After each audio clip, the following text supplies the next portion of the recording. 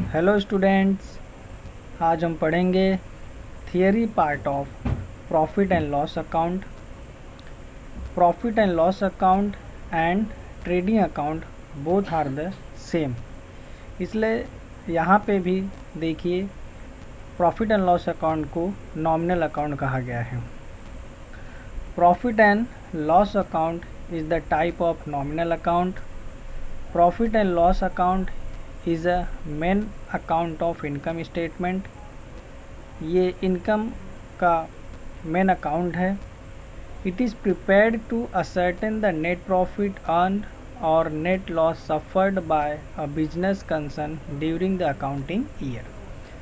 Profit and loss हम लोग इसलिए बनाते हैं ताकि हमारे बिजनेस में हमको नेट प्रॉफिट कितना हुआ और नेट लॉस कितना हुआ।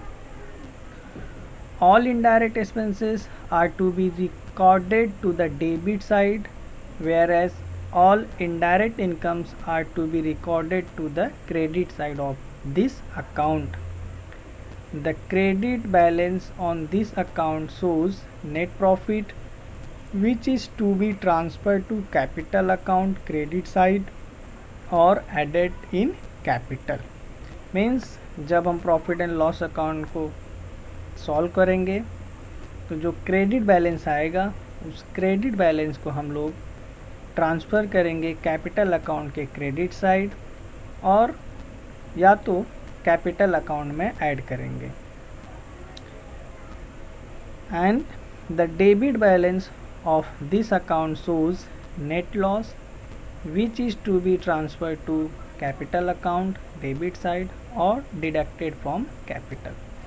और जब डेबिट बैलेंस आएगा तो उसको हम नेट लॉस बोलेंगे और उसको ट्रांसफ़र करेंगे कैपिटल अकाउंट के डेबिट साइड में या तो उसको हम डिडक्ट करेंगे कैपिटल में से।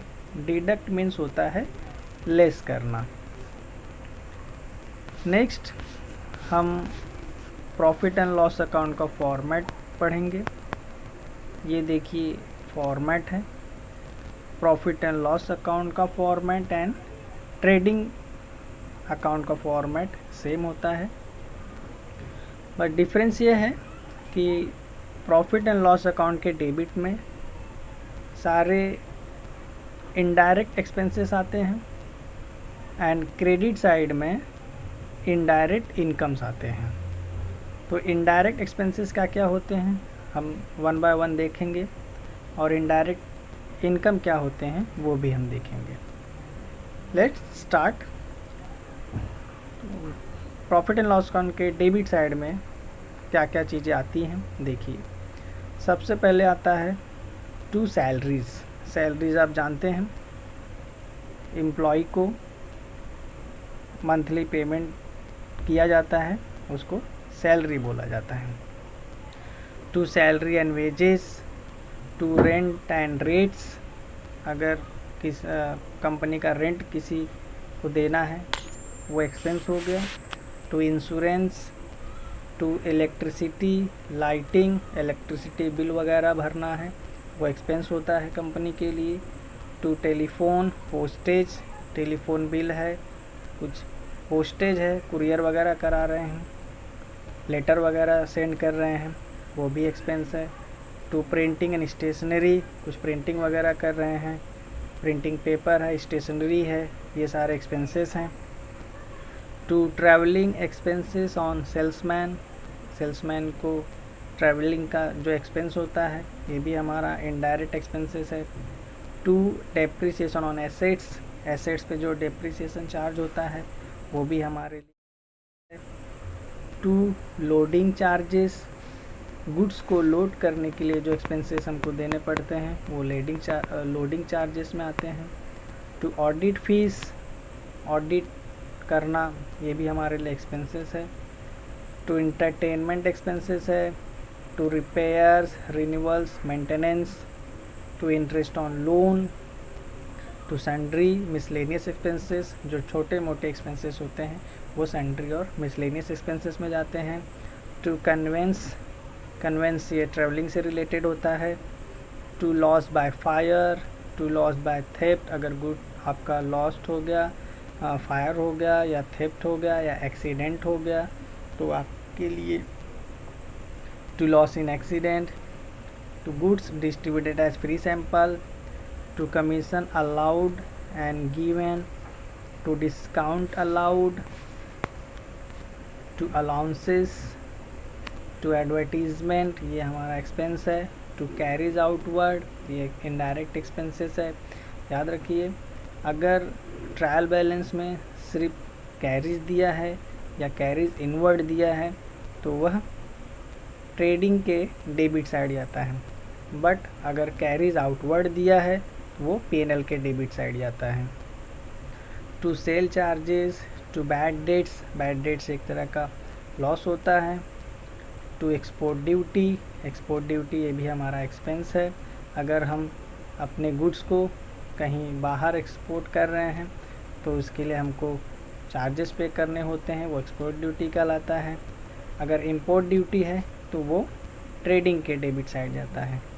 टू टैक्सेस है, to general expenses, to trade expenses, to legal charges, to professional charges, to bank charges, to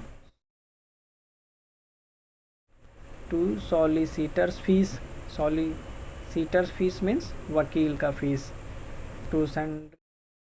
to secondary packing charges, to loss on sale of fixed assets, ये सारे हमारे indirect expenses हैं।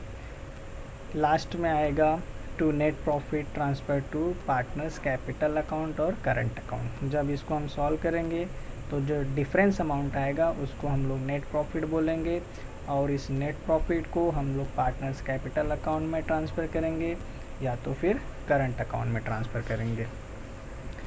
Next credit side, profit and loss account के credit side में indirect incomes आते हैं।